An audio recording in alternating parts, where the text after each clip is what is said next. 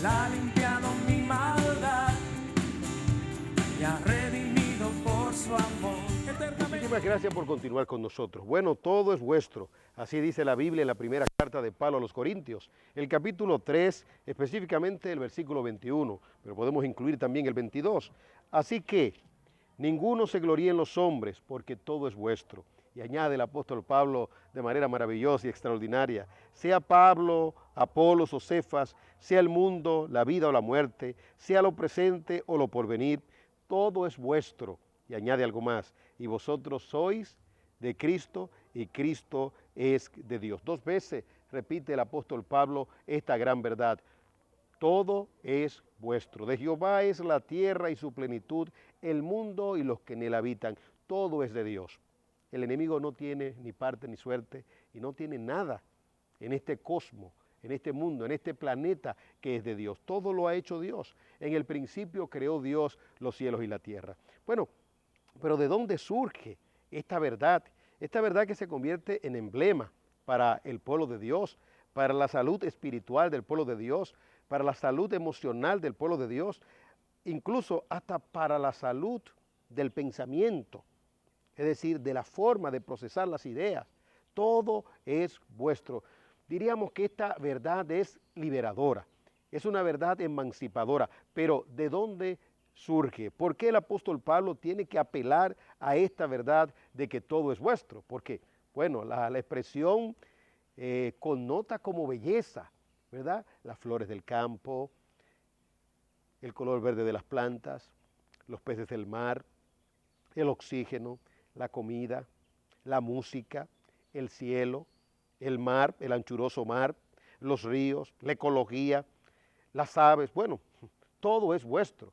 Sin embargo, Pablo habla de esto a razón de una dificultad, de un pleito, de una polémica, de una confrontación, de un conflicto que se suscitó en una comunidad cristiana, en una iglesia local. Usted puede escudriñar conmigo lo que pasó en esa comunidad. Puede ir conmigo a la primera carta de Pablo a los Corintios, capítulo 3. Si tiene una Biblia, pues ábrala. Si tiene un celular inteligente, pues ábralo también, despiértelo, enciéndalo, sintonícelo. Y vayamos al capítulo 3 de la primera carta de Pablo a los Corintios. Veamos el conflicto. De manera, dice Pablo, que yo, hermanos, no pude hablaros como espirituales, sino como a carnales, como a niños en Cristo. Lo que está diciendo aquí no es bueno. Le está diciendo ingenuos, le está diciendo inmaduros, le está diciendo carente de discernimiento. Yo no pude hablaros, dice aquí, como espirituales, sino como a carnales, como a niños en Cristo. Bueno, está utilizando dos términos que podrían hasta contraponerse en un sentido, pero aquí los términos no se contraponen. Dice como carnales. Bueno, ¿quién es un carnal? Un carnal es uno que vive o anda en la carne. Pero al parecer Pablo no está dimensionando este calificativo de esa manera. Dice, como a niños en Cristo. En otras palabras, el comportamiento de ustedes no ha sido bueno. El comportamiento de ustedes no ha sido sano. Y añade más, os di a beber leche, no alimento sólido, porque aún no erais capaces, ni sois capaces todavía. Todavía Pablo se remonta, o Pablo más allá, y se remonta al origen, cuando comenzó su trabajo de discipulado. Probablemente con ellos su crecimiento fue complejo, su crecimiento espiritual fue difícil. Dice, aún todavía tenéis una condición de dificultad para asimilar y procesar las verdades de Dios. Y eso puede pasar en una comunidad cristiana, puede pasar, claro que sí. Que Dios nos libre de no ser contados de esta manera, como estos creyentes verdaderos en Corinto. Dice más el consejo de Dios, porque aún sois carnales. Bueno, una cosa es el pasado y otra cosa es el presente. Hay cosas que debemos dejarlas en el pasado, pero cuando esas cosas negativas siguen todavía, es decir, la falta de diligencia, la negligencia, la falta de asimilación de las verdades, como ya se ha dicho, Pablo está diciendo, hay una situación todavía compleja hoy en día. En efecto, habiendo entre vosotros celos, contiendas y disensiones, ¿no sois carnales y andáis como hombres? Pues cuando uno dice, yo ciertamente soy de Pablo, y el otro, yo soy de Apolos, ¿no sois carnales? Es decir, que lo antes dicho vino a razón de un problema que Pablo podía cuantificar. Bueno, a Pablo le informaron los de Cloé, lo dice en el capítulo 1, fue informado por los de Cloé, pero ya Pablo sabía que en esta comunidad cristiana estaba pasando algo negativo. La división se había metido allí, el partidarismo. Yo de Pablo, yo de Apolos, yo de Cefa. Ahora miren cómo Pablo aborda el asunto, cómo trata el asunto. ¿Qué pues es Pablo? ¿Y qué es Apolos? Servidores por medio de los cuales habéis creído, y eso según lo que a cada uno concedió el Señor. Ahora, la cosmovisión de Pablo en el sentido de ver el engranaje de Dios o la economía de Dios o la operatividad de Dios. Qué importante es tener esto en mente. Muchos de los conflictos que permanecen entre personas en diferentes lugares, no lo vamos a limitar solamente a la comunidad cristiana, sino en cualquier otro lugar donde exista un conglomerado de personas, es la carencia precisamente de esto que Pablo va a decir. ¿Qué pues es Pablo? La respuesta es nada. ¿Y qué es Apolo? Nada en un sentido. Pero Pablo a esta retórica dice, bueno, lo que somos es sirvientes. Se oye bonito cuando dice Pablo servidores, dice Pablo sirvientes, somos sirvientes, servidores, por medio de los cuales habéis creído. Y eso según lo que a cada uno concedió el Señor. Interesante esto. ¿Qué es lo que somos? Instrumentos, servidores. Y en otro lugar dice Pablo, esclavos. Y nosotros no decidimos, en cierta forma, desde el punto de vista de la soberanía de Dios, nuestra misión. Dios fue quien nos encomendó. Dios fue quien nos colocó en el lugar donde nos encontramos. ¿Para bien de quiénes? Para bien de los salvados, para bien del pueblo de Dios. Dice, yo planté, Apolo regó, pero el crecimiento lo ha dado de Dios. Así que, qué tremendo es esto, que ni el que planta es algo, ni el que riega, sino Dios que da el crecimiento. Mire usted, para que no vaya a pensar que hay una desproporcionalidad en Pablo. Pablo sabía quién era. Pablo sabía que era un siervo de Cristo. Pablo en un momento llegó a decir, yo soy quien soy. Y no yo, sino la gracia de Dios en mí. He trabajado más que todo, pero es la gracia de Dios conmigo. Pero ahora Pablo expresa y dice, miren ustedes, no somos nada, simplemente servidores. A la larga, Dios es quien hace el trabajo. Uno siembra, otro planta, pero finalmente el crecimiento lo da Dios. Instrumentos en las manos de Dios. Claro que Dios necesita del hombre, puede obrar por encima del hombre, pero en su propósito y en su plan maravilloso, Él usa a los hombres. Y la gran bendición que pueden tener los hombres es el reconocimiento de que son instrumentos en las manos de Dios. Ahí está la valía, ahí está el sentirse satisfecho. Ahí radica precisamente la plena felicidad. Y el que planta y el que riega son una misma cosa, aunque cada uno recibirá su recompensa conforme a su labor. Maravilloso es esto. Gloria a Dios. Dios es soberano, eso lo sabemos. Sin embargo, los hombres como instrumentos deben de saberse tales, pero de igual forma deben persuadirse de la bendición de la recompensa. En el Sermón del Monte, que aprendimos y leímos y estudiamos y repasamos y remachamos, en el capítulo 6 se nos habla de que, bueno, no busquemos la gloria de los hombres. Cuando tú ayudas a los necesitados, espera tu recompensa que viene de Dios. Cuando ores también, cuando ayunes también. Y ahora aquí dice que cuando sirvas en la obra de Dios, debes saberte instrumento en las manos de Dios y esperar tu recompensa. Y esa recompensa va a venir conforme a la labor que puedas hacer, porque nosotros somos colaboradores de Dios. Qué expresión tan trascendental. Colaboradores de Dios, qué honor, qué honra. Y vosotros sois labranza de Dios, edificio de Dios, conforme a la gracia de Dios que me ha sido dada. Yo como especialista, dice, como perito arquitecto, puse el fundamento y otro edifica encima, pero cada uno mire cómo sobreedifica. Nadie puede poner otro fundamento que el que está puesto, el cual es Jesucristo.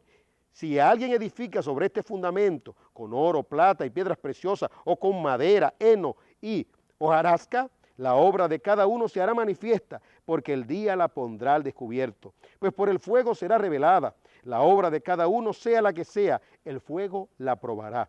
Así, si permanece la obra de algunos que sobreedificó, él recibirá recompensa. Esto es exquisito realmente. Pablo no deja de reconocer quién es. Dice, yo soy un especialista ¿en qué? En fundamento. Dice, puse el fundamento. Maravilloso esto. Pero otra persona le dio seguimiento a lo que yo hice. La gran jactancia hoy en día de la gente que hace un edificio. Dice, eso lo hice yo. ¿Y esos materiales? ¿Y los obreros? Se pudo hacer un edificio tan bonito y tan elegante sin un humilde obrero que pusiera el bloque. Hiciste el diseño, pero ¿quién te dio la sabiduría? Dios. Pero ¿de dónde tomaste el diseño? Estudiaste en la universidad. Y eso que te instruyeron también estudiaron y tomaron de algún lugar. Y a la larga vamos a tener que caer en el origen de todas las cosas, que es Dios. Dice Pablo, yo puse el fundamento, pero el otro vino y sobreedificó y continuó desarrollando la labor. Llevándolo al plano espiritual, Pablo dice, de lo que hay que cuidarse básicamente es de la motivación. Es decir, ¿para qué lo hacemos? ¿Para la gloria nuestra o para la gloria de Dios? Pablo dice que ciertamente la motivación en este contexto no determina la salvación. Y ese es un punto que debe subrayarse. La motivación en este contexto no determina la salvación. Dice Pablo, ciertamente se va a salvar, versículo 15. Si la obra de alguno se quema, él sufrirá pérdida. Si bien él mismo será salvo, aunque así como por fuego. En otras palabras, cuida tu corazón, cuida tu motivación, para que no solamente seas salvo por gracia, sino que también tus obras te puedan continuar y no sean quemadas y no sea desechado. Y cuando vaya a la presencia del Señor y el Señor te diga, ¿y dónde están los talentos que yo te di? ¿Dónde están? ¿Lo multiplicaste? Oh sí, Señor, tú sabes que yo hice muchas cosas, pero ¿cuál fue tu motivación en lo que estabas haciendo? De ahí la importancia de vigilar, supervigilar, cuidar el corazón para que lo que hagamos realmente sea para la gloria del Señor. Aunque Pablo dice aquí, cuidadito, que es muy delicado el asunto, dice, aunque por fuego, aunque así como por fuego, se va a salvar, aunque así es decir, de chepa, por así decirlo.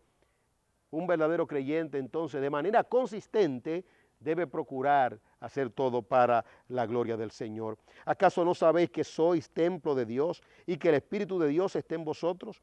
Si alguno destruye el templo de Dios, Dios lo destruirá a él. Porque el templo de Dios, el cual sois vosotros, maravilloso, santo es. Ahora no está hablando meramente de un cuerpo físico, es más que esto.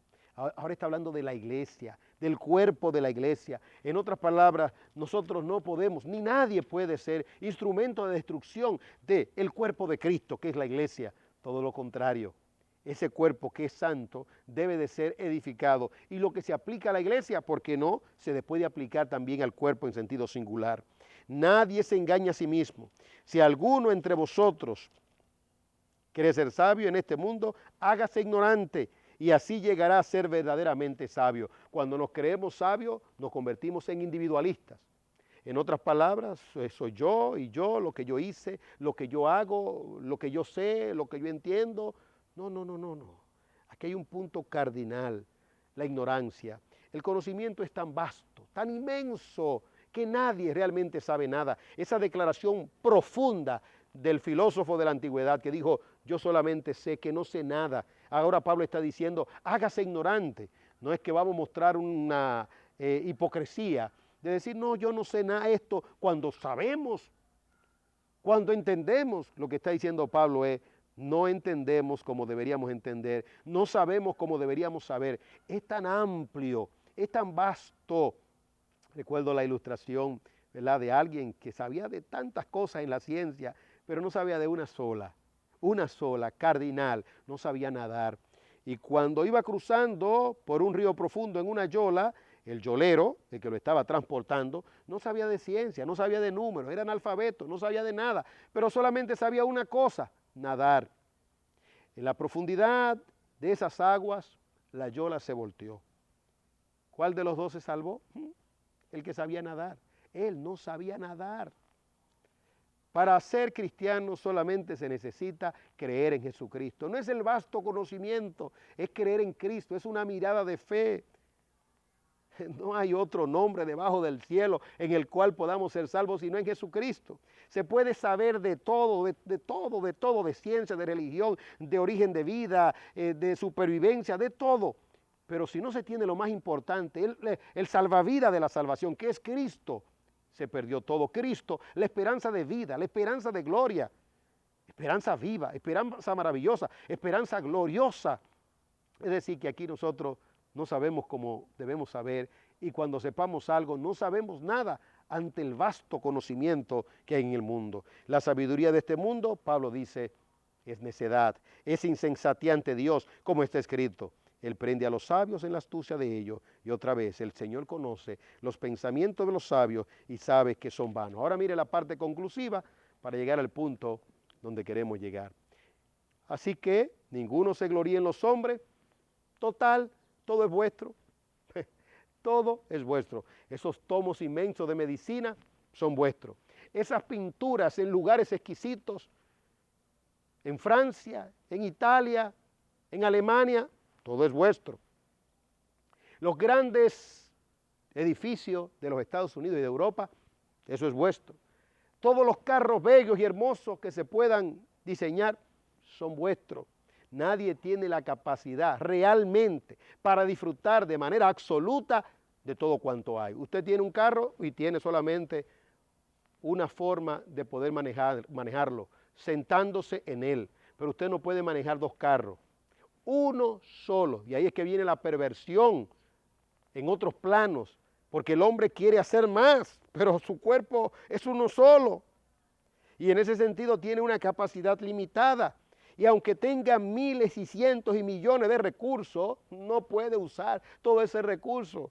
Para llegar a 10 hay que comenzar por 1, 2, no se puede llegar a 10 de manera plena, a menos que digamos 10, pero es 1, 2, 3, 4, 5, 6, 7, 8, 9 y 10, así en la vida.